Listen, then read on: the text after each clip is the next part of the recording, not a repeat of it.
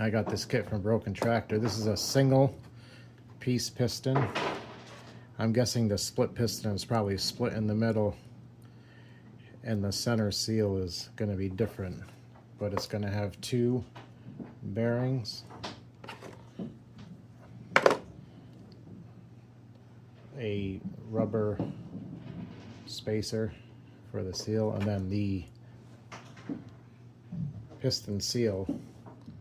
And I'll show you on the old one, it's going to have a split so you can stretch it over the piston. Now I pull this one pretty hard getting it off, so we're obviously going to want to go nice and easy on this one.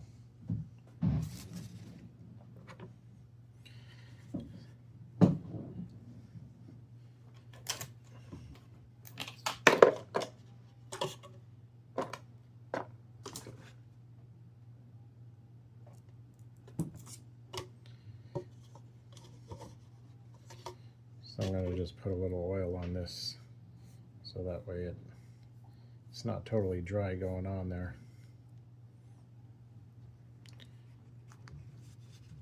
I try and keep it in the same direction all the way around. I'm sure it's probably fine if you don't, but it can kind of roll on you inverted.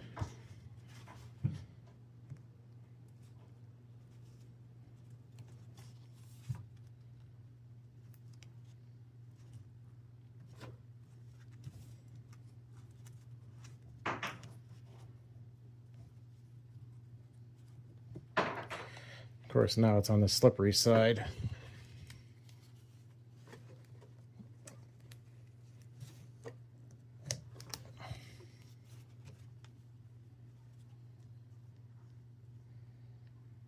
So that's in there.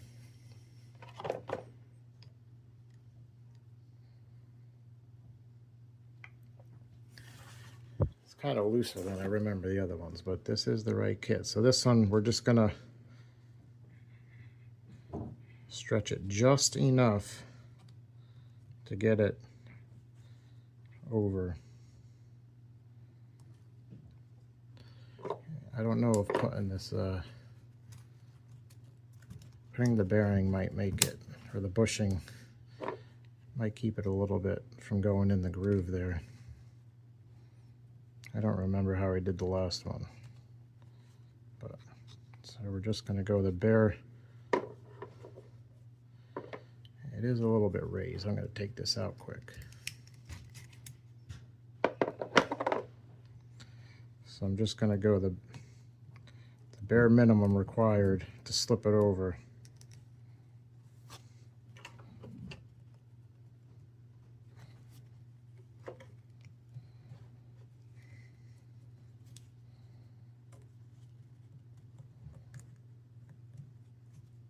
Oh, come on. All right.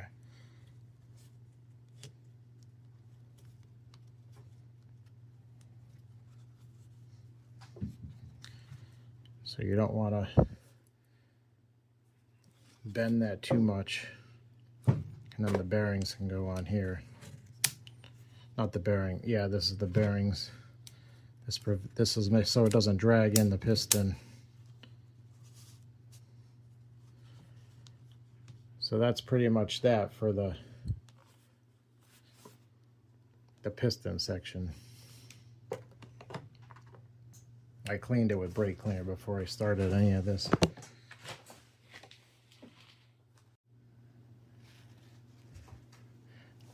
Now the gland nut, you're going to need the O-ring and O-ring backup, which is kind of like a flat washer.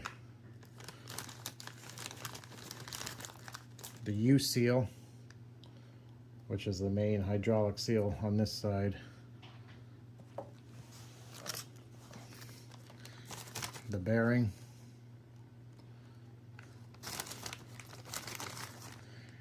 And the wiper. These kits from Broken Tractor come up with these secondary seals. I think these go on like a 580K or newer, but we're not going to use these. So from this direction, you can put the bearing in. You might have to close it a little bit or overlap it to get it in there.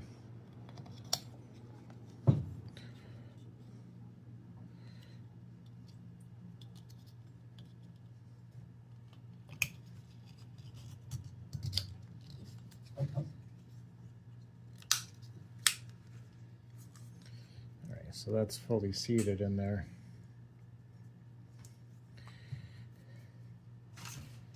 Now the U seal, you're going to want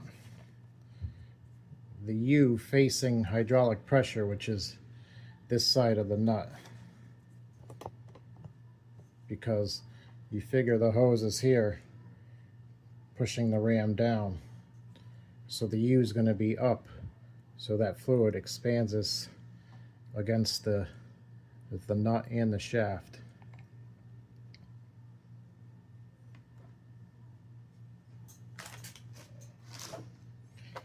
So to do that, I have these, bought these on Amazon. They're just U-seal tools. I'm gonna put some oil on this one too, just so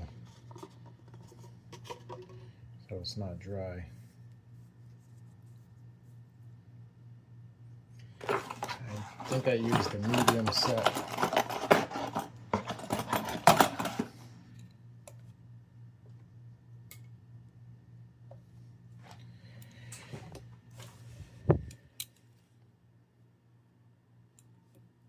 So they basically go on. Now some people will you can put these in warm water and it'll, they do have a tendency to do that though.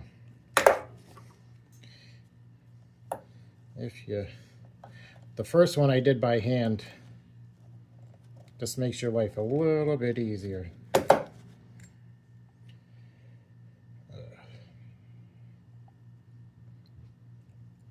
Maybe if you get it on there more.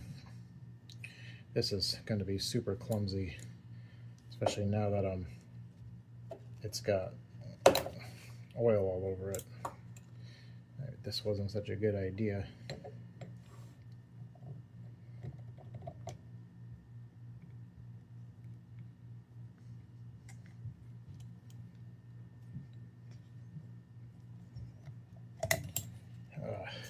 That's not.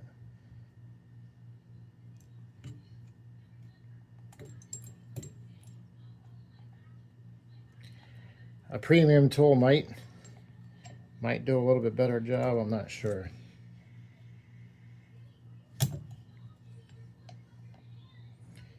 This video is not going to be very good if I don't get this thing in there.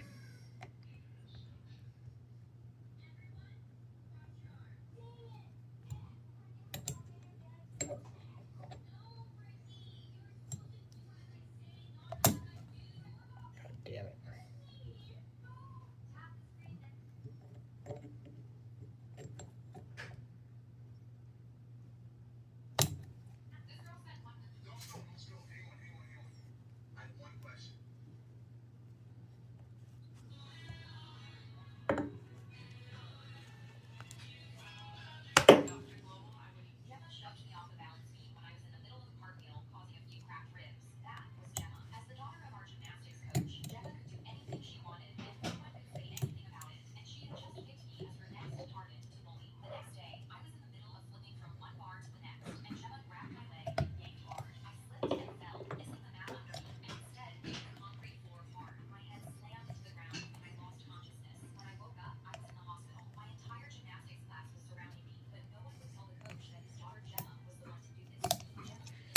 So, yeah, they were only 20 bucks, but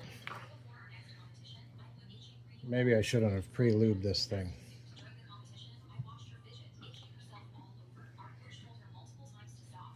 So now, I cleaned this with brake cleaner also before I put it on there. The book is showing the backup goes on first. When I took this apart, they had it backwards.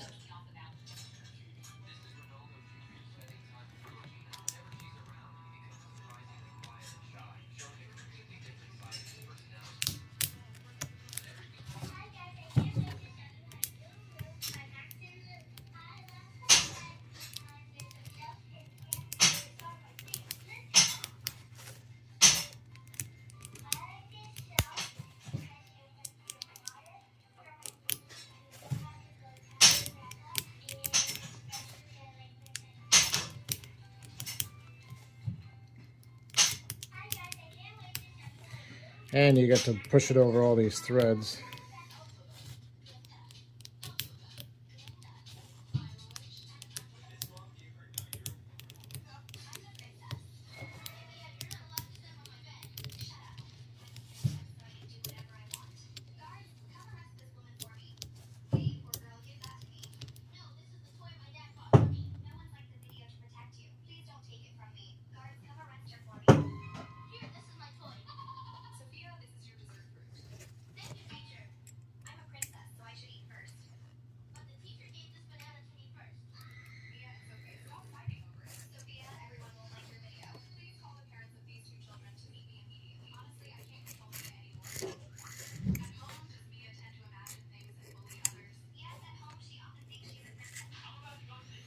All right, that's flat on there.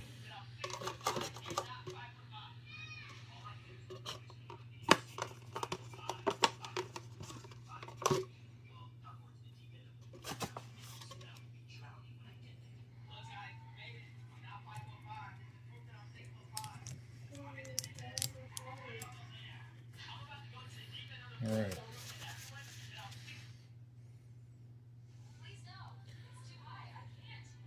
So now we just have to put the seal on. When I took this off, you could use a seal tool. I just kind of put the screwdriver and twisted it because there's nothing really that goes up against that surface. It's probably not the right way.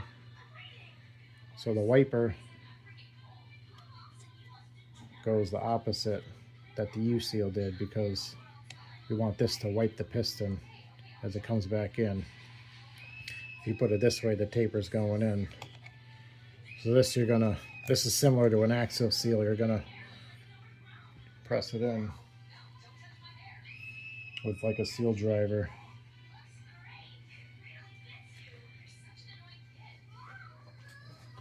The question is, where did I put it?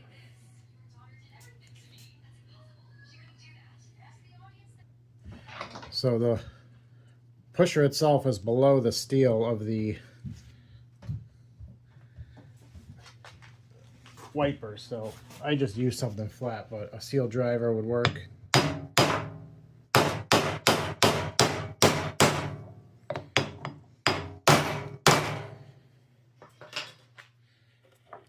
So now we have the nut for the wiper, the bearing, the U-seal facing hydraulic pressure, the backer, and the O-ring. And then, so I use brake cleaner, and I'll re-lube this with hydraulic oil before I put it on, make sure the cylinder's clean. So I didn't take a video of taking this off, but you'll see this screw on the cylinder. There's going to be a small self-tapping screw. This particular cylinder was missing, but you back this out because it's not going to come off with it if it's there.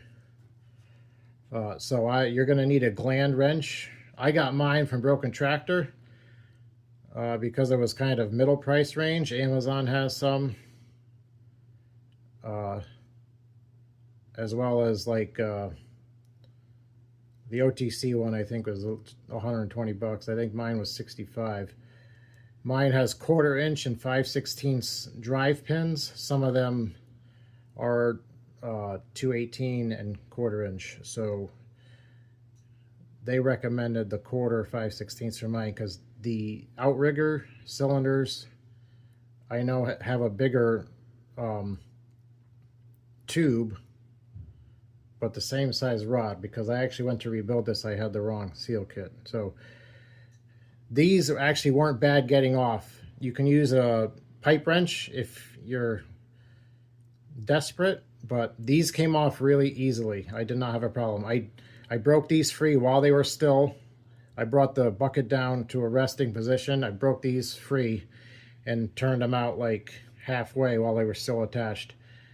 Then I removed the pin from the bucket, finished unscrewing this. I left the cylinder itself on the machine and bagged it up. When I went to pull this out, it was very hard because the piston seal was still good, so it was stuck in a vacuum. So as you can imagine, as soon as I got this thing out, it started you could hear the air going in, and I should have left it for a few minutes, because when I pulled it out, I basically took a bath in hydraulic oil. So now when I put this back on, I'll lube this up and slide it onto the rod, which I'll clean. And then I'll put the piston back on. So the piston, it only goes on one way. This is a close slip fit for the rod. Washer and bolt go here. I didn't use Loctite on the previous one I rebuilt. I don't use it all the time. If it backs out, I guess I'll have learned my lesson, but I might put a little bit of blue on this. This is the worst part that I feared, but it was not that bad. I put the torch on it for a little bit, and I had an 1.5-inch socket with a Napa breaker bar, and I actually took my pitless adapter for my well wrench and used that as a cheater bar. And it didn't take that much pressure to break it free, but it definitely, I think the heat helped. I was nervous about breaking the bar, but the outrigger and dipper piston, I think, are an 1.5-inch bolt. So that one, when I have to do those, I'm not looking forward to it, but I'll have to see how hard it is to get off. It might need more heat. So one thing I'll notice is this seal it seems a little bit looser than the other one, but I think it'll be okay. We'll find out. So you want to be careful with this not to stretch it too far, because it can break if you go too much on it. Oh, so when I took the rod off, turned it around, and put the rod back in the pin on the bucket, and then I put a support under the rod. So if you don't have a hydraulic work table, people have broken vices in half, like Chinese vices, trying to untorque these things. So just keep that in mind. I used the pin on the machine, because that thing is not going anywhere while you undo the bolt. And then putting it back in is kind of reverse. Make sure the threads are nice and clean so you don't gall them up or send any debris in there. And we'll see. I'll let you know if it works. The last two did, so I'm somewhat confident in this one.